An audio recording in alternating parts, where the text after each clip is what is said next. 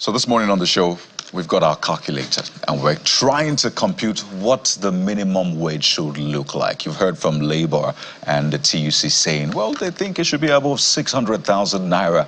The federal government and state governments are quiet. Employers are quiet as well. So obviously, something is not right here, particularly because they've not been able to come to a definitive amount. So this morning, we're doing all of that tough work on the show. We're joined by Mr. Paul Alaje in our Abuja studio, senior economist, SPM professionals. Good morning, Mr. Alaje. Welcome to the Morning Brief. Yeah, good morning, and thank you so very much for having me. And right here in our Lagos studio, Gbemisola Alaje, consultant, Africa practice. Good morning, Gbemisola. Welcome to the Morning. Good morning. Thanks for having me. It's a tough work we're about to do. We've seen how long it has taken the tripartite committee to arrive at a minimum wage, which they have not arrived at just yet. But this morning we thought, as economists, let us do the computation. What should be in that minimum wage? What should it look like? While they are doing their work, we're also doing some brain work because, you know, teamwork makes the dream work.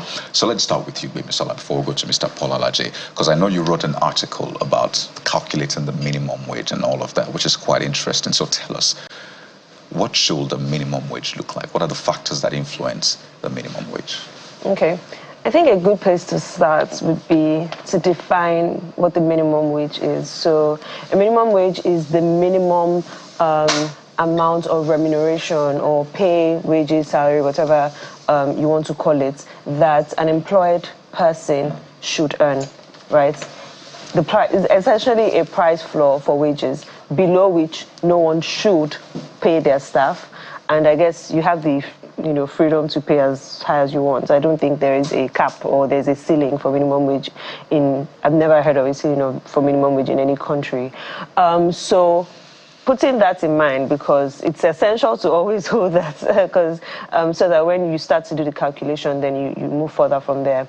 So what the ILO, the two key elements of the minimum wage, or two key objectives or ways to think about it. The first is that it meets the needs of the employed and their family. So it's not just one person, it's the needs of the employed and their family. In Nigeria, that's like 4 people, essentially. Okay. So the average size that we typically use to calculate families in Nigeria is 4 to 1 family. So it meets their needs, but also satisfies the economic situation. So when you're looking at the economic side, right, you're looking at, does it currently reflect the economic realities in the country? Besides that, does it also reflect the future, like, that the country would like to get to? So you're thinking about, does it allow for the kind of employment that you want in the country, right? If you increase the minimum wage to a certain amount, would it lead to significant unemployment in the country? So those are two key things to look at. But the main elements that basically feed into the minimum wage are in the first part, right? Meeting the needs of the employed and their family, and needs, not wants. Right. So we're thinking about feeding, transportation, obviously, because they have to go to the jobs where they get paid, healthcare, education, and housing.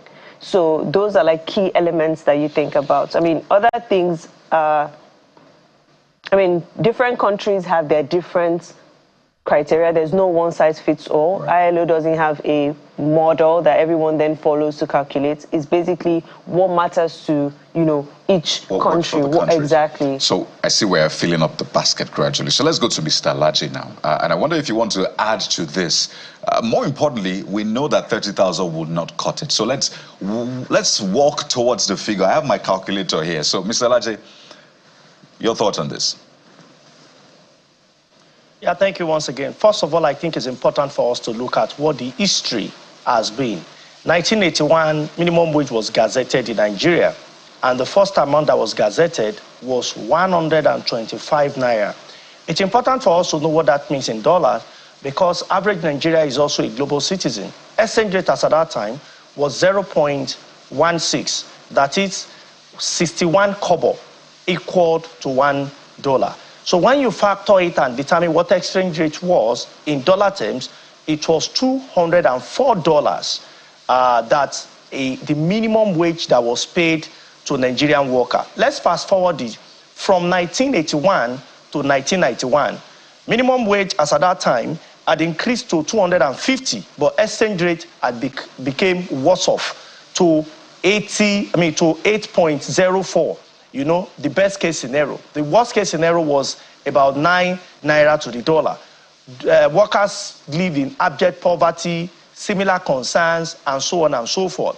But leave that. In 2004, there was another review of minimum wage to about 5,500 naira. But when you check the exchange rate, it was in fact much more worse off to 125. And that left the minimum wage to about $44.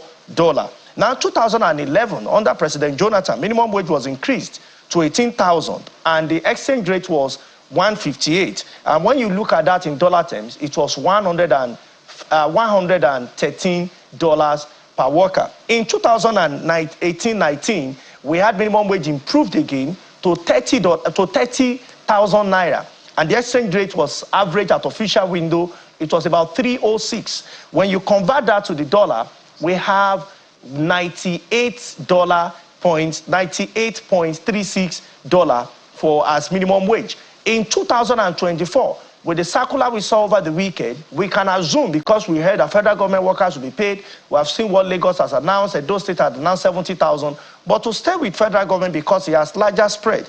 Minimum wage, as of today, the new one has not been concluded, we can say is around 40,500. At the exchange rate of about 390, the figure that is published today, or to be charitable, we can say 350. Then we can say average worker in Nigeria perhaps is living on $30 per month. Now, for you to know what the minimum wage should be, there are several factors. The guests in Lagos have created some beautiful perspective to it. But let me add to it according to your question. For someone to escape the poverty bracket, speaking in income terms, such person must earn more than $1.95, approximately $2. Already we are talking about $60.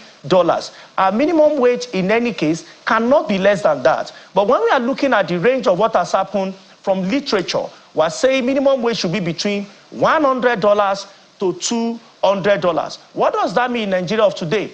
Government should not be looking at a minimum wage that is less than 130,000 to about 250,000 naira. But because of inflation, because this has implication and cost, because of the implication, our recommendation has been nothing less than 100,000. If you heard from the comrade TUC president has said they are looking at 615 as proposal, but that is not their rock bottom. Because when you pay that, it will mean in today's exchange rate, you are looking at $450 as exchange rate. But what are the parameters? What are the things to look at? You need to look at cost of transport. It has since multiplied by 250% since 29th of May, when the president announced that subsidy is gone. When you look at the cost of energy, because of production area where you have manufacturing sector, most of them has also been affected by the current adjustment by the electricity authority. The cost of goods that we produce, the few ones we manage to produce in Nigeria, has increased. The cost of imported goods has also increased. Why? Because of exchange rate that is fluctuating most of the time, is getting worse off. When you now look at the cost of exchange rate in reality of our inflation, today inflation figure last published by the Bureau of Statistics is 33.2%. When you combine that on the average in the last 10 years, or maybe to be charitable, I would say in the last 9 years, what has inflation been? Maintain double digit. If you put it in the bag of rice, which is something people who are not economists, who are not professionals, who are not communication experts can relate with. In 2018, when we had the new minimum wage, we increased the value to 2 bags of rice, 50 kg. Bag of rice was average of 9,000.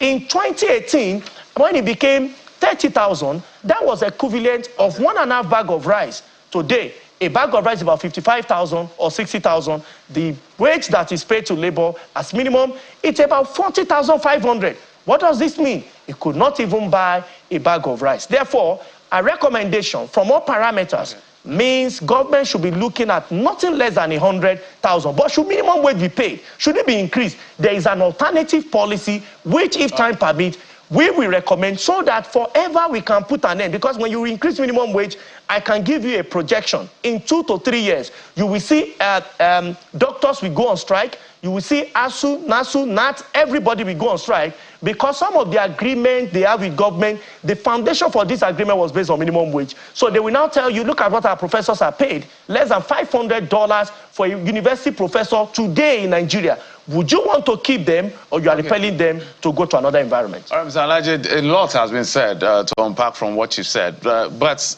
we're here for solution, and it's giving some solutions. So let me come to you. What will be your own estimation? Because what you did was an analytics of kind of parameter that we should look at before we fix a price, on amounts rather. So what will be your own recommendation? Because we're here to solve problems. Yeah, so I'll push it back to you using the numbers that currently exist. So Mr. Alaje has already mentioned some of the parameters, and I did as well. So let's look at the numbers, what the numbers saying. So I had mentioned eating, nutrition, or food. Was one of the criteria. And then based on the NBS, the recently released cost of healthy diets, I think the most recent was in February 2024. So to get a healthy diet, I think the average was around 950 naira per meal per day. So, and that's for one person, right? So if we're thinking about, you know, one person, remember, you have your calculator. I do, actually. Remember, we're thinking about 4 people to a family, and you know, 950, let's say 950 naira per person per day, and then how much would that person need to survive on for a month? Then if we also think about transportation, the transport price tracker on the NBS as well, the NBS released the most recent one for March, and it was around 970, 990. And again, right, one thing we need to put into consideration is this is a national minimum wage, and that average for transportation ranged from 520 to as high as 1,165, I believe. So they're different states, right, and different. So, and then, you know, we see this is a spread, right? So for states where the transportation is significantly lower, or it's, you know, much lower than other states that have 1,160, we need the government, the federal government would need to put that into consideration such that producers in that state are not worse off. Right, so even though the minimum wage to a large extent is aimed at protecting the employed, right, preventing them from exploitative wages, right, we don't want the producers to also be out of business, because it's important that, again, like I said, the economic aspect of the minimum wage is also important, ensuring that you are still putting it at a range or at an amount that producers can afford to still keep people, you know, employed for.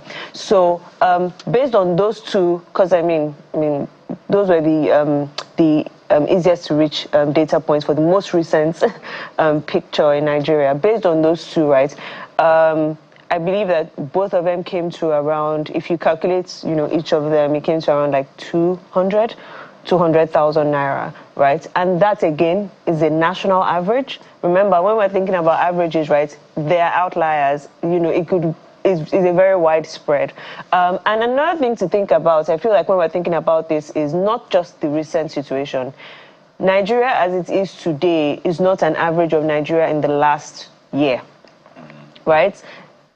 The economy has been very volatile as a result of the, you know, reforms that have had to, you know, come about from May 2023 up until today, right? So one thing to also think about is, what is the projection? What do we project inflation to be in the next year, right? What do we project, you know, this cost of healthy diets to be, you know, in the cost of a healthy diet to be in the next year, in the next 6 months? So I did an average of the cost of a healthy diet in the last 6 months, and it was around, actually it was cost of transportation, one of the two, right? It was around, still around 950, but it's been declining since October. So cost of diet. I think it's either the cost of diet or cost of transportation. It's been declining, actually. So from October it was around like 1,100, and now it's around like 960 or something. Yeah, so it has started to decline. And something like cost of diet as well, you need to also consider the seasonality and the effect of that on the prices. So during the harvest season, expectedly, price of food will be lower than typical or during the off seasons. So that also needs to be put into consideration. Now, if we expect, the federal government expects, and this is something that has been echoed, to the Minister of Finance, to the CBN governor, if they expect inflation to decline to around 26%, I believe that's the amount, right, before the end of the year, then we need to also factor that in, meaning that this cost of diet will continue to reduce, meaning that the cost of transportation as well will continue to reduce. So those are the things that we also need to put into consideration. As long as we are, as long as we have those, so even though right now it's looking at 200,000, is this an outlier? Is this expected to continue? And well, I guess I'll just stop there for now. And that's really being very optimistic. If we just think in our minds what is going through the minds of the tripartite committee in determining what the minimum wage would be. But I want us to do a bit of comparison with the view to asking this important question. And I'm coming to you now, Mr. Alaje. If we have wage justice, minimum wage justice in Nigeria, let's look at South Africa, for instance, where minimum wage is determined by per hour, 27 Rand. That's if my Google serves me right. The exchange rate is to 18 Rand to the dollar. If you consider pump price of petrol, I think it's also around 27 Rand. And then rent, depending on which part that you find yourself in, is determined also per month, a little above 10,000 Rand, and lower if you go to some parts of the country at 6,000 Rand. Remember, again, rent there is per month. So if you consider all of those parameters leading up to determining their minimum wage, which is per hour, at the end of the month, it will get you to somewhere around 32,000 Rand per month, which is being moderate. It could be more than that, depending on public sector or private sector employment. So if you do that comparison with a country that has 60 million population and Nigeria, do you think that we have minimum wage justice in Nigeria? Well, I would say that there is no justice, the minimum wage justice in Nigeria. The reason is because when you look at what is inducing, before I go to your comparison with South Africa, when you look at what is inducing the need for rising minimum wage, it has to be highest level of inefficiency in the system. The question is not about how much should minimum wage be. What economics bother about is that wage we are paying to labor. What is it spent on? So the question will be, labor has 2 to 4 children as allowable by Nigeria, even though people can have 15, 30, 40 children. Well, it depends. If they are not populating us, just populating our numbers, some of them may help us with out-of-school children. But that's not the conversation this morning. The conversation is, if you are to send your child to school, you want to go to public school, what is the quality of education that we had in 1991 when minimum wage was the amount I rolled out, and going to public school today, what is the quality of education? The people that control public school, primary school, especially local government, and to some extent state, can the leaders in those areas send their children to the same school? If they cannot, then how do you think that we expect the quality of education where labor, minimum wage earners will send their children to? Therefore, if it is not quality, if it's not available, they may as well want to send their children to private school where they will need to pay. Fast forward that to secondary school, because it's another level of education that is very important, even though primary education is the most important. What is the cost of primary education today? Fast forward that to writing some critical examination like writing YSSCE and writing UTME, writing JAMB as we call it. So if you look at all of those, you now look at what should we do to make quality of education to be better? If quality of education is better, especially public education, and you are talking of moderate minimum wage that government can afford, then it will make sense. 2, look at cost of transportation.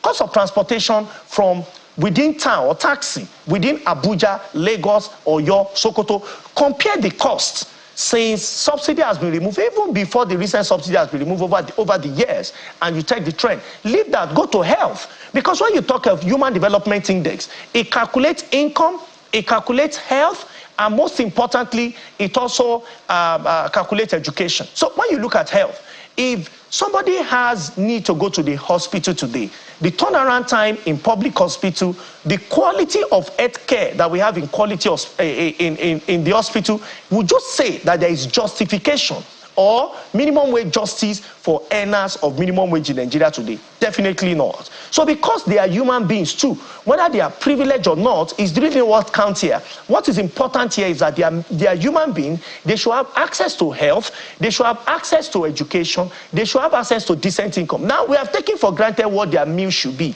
I saw the publication by the Bureau of Statistics. Do I think that will come down? Well, I tell you that I have my reservation. Why? Because even if inflation comes to what central bank project at 26%, it means inflation is still increasing, but at a reducing rate. 1% inflation means there is an increase compared to last year, let alone 33.2% or 26%. So whatever way you look at it, economy is getting worse off. What central bank originally projected for inflation is 6 to 9%. And this, I think, it should be the goal of the Central Bank of Nigeria. Looking at this year, because of a lot of disruption, it might be allowable to say Central Bank should look at 26%. But when you look at that, within this disparity of what we have, and we are talking food here, food inflation is already 40% plus, then you know that we have a lot to worry with. So when you compare that with South Africa, a country that has its own fair share of high inflation, they have gone also into a recession, but earn income per hour. Then when you look at that, South Africa also have perhaps among the largest unemployment in Africa. But when you calculate the number of hours is expected for a person to work, about 8 hours a day, multiply that by 4, then you compare that income with Nigeria, you know that Nigeria is still very far away from what the minimum wage should be. You know, what's even more instructive is the fact that we're having this conversation smack in the middle of petrol scarcity. So people are buying petrol black market for as much as 8,000 naira for 5 liters. If you're earning 30,000 naira today, you can't buy that 3 times. And how much will 5,000 or 5 liters last in your generating set or your vehicle? So it is very important that we have this conversation and resolve it quickly. But I'll come to you, Gbemisola, quickly, because it's like we've come full circle. In 2000, or thereabouts, when then President Olusegun Obasanjo approved the increase in minimum wage, then it was to 5,500 naira, and then 7,500 for federal government workers and oil workers. Then Governor of Lagos State, who's now the President of Nigeria, told the president then that, you know what, you can't dictate to us what we should pay our workers. You didn't engage them on our behalf. You didn't employ them on our behalf. So you stick to your own figures. In fact, you know, there was that debate, military democracy, saying you don't bring your military dictatorship into this. And you've talked about how we need to approach this per state. So should we leave it open and say states decide what you want to pay? We've seen the Edo state government say we can pay 70, and if there's an increase, we'll pay it. So should we allow the states to decide and say this is how much we can afford as a state, I'll pay as minimum wage, or there should be the national minimum wage and then states can take it up from there?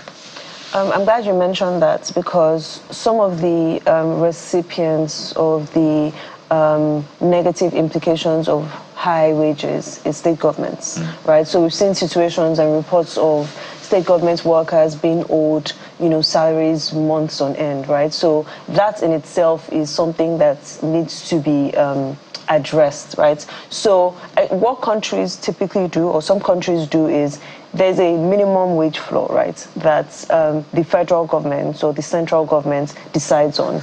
And then states basically build on this. And that's because, like I said earlier, when we're looking at the cost of transportation and cost of a healthy diet across the country, right, there are ranges, right? So while transportation in one state was as low as 520 naira, I believe that the states, according to the MBS, was Abia.